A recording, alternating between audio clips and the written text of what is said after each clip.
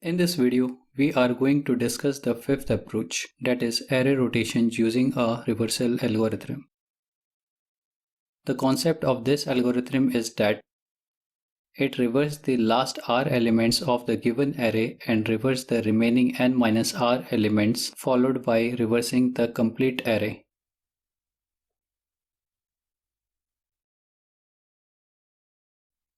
Algorithm. This algorithm is for left rotation. Start the execution of the program.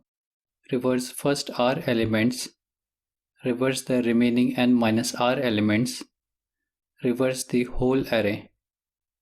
Stop the execution of the program. We use this common method for reversal of the array. It reverses the array for both ends and keeps swapping the array until we reach the middle of the array.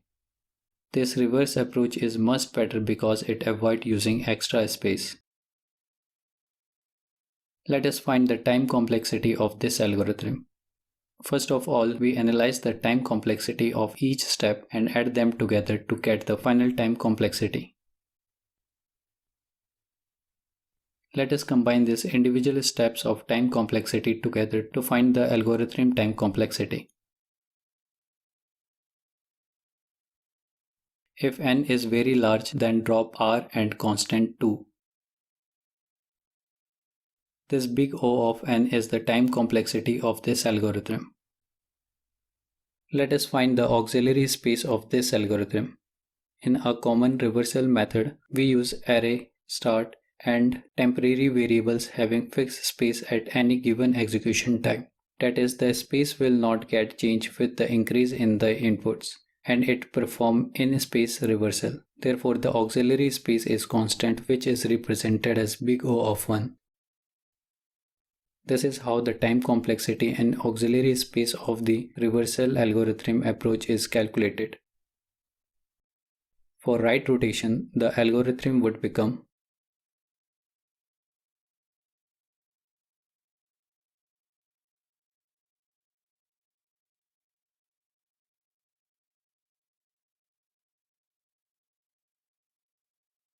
reverse the whole given array, reverse the first r elements, reverse the remaining n minus r elements. Example. Let an array is 1, 2, 3, 4, 5. And we have to rotate this array by 2 positions towards the left direction. Step 1 is reverse the first r elements. Here r is 2, therefore these are the elements for reversal.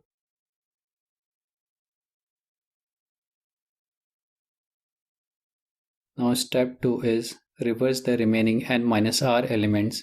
Here n minus r is 5 minus 2 equal to 3. Therefore these are the elements for reversal. Finally, step 3 is reverse the whole array. These all are the elements for reversal.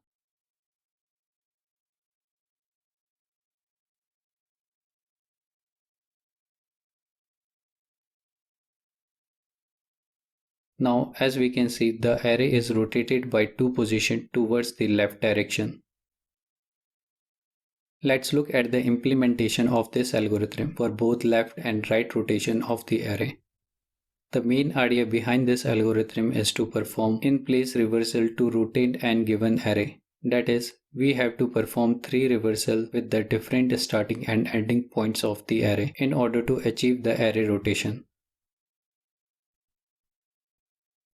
These are the 2 arrays on which we have to perform the array rotation towards left and right.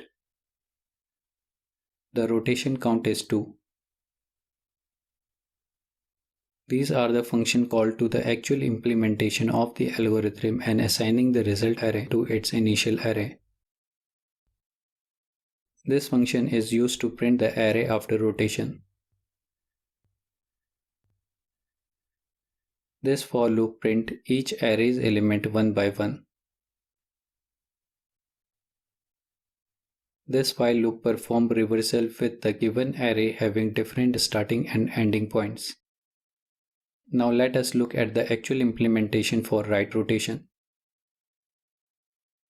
This is used to handle if the rotation count is greater than or equal to the array length such that it speeds up the rotation.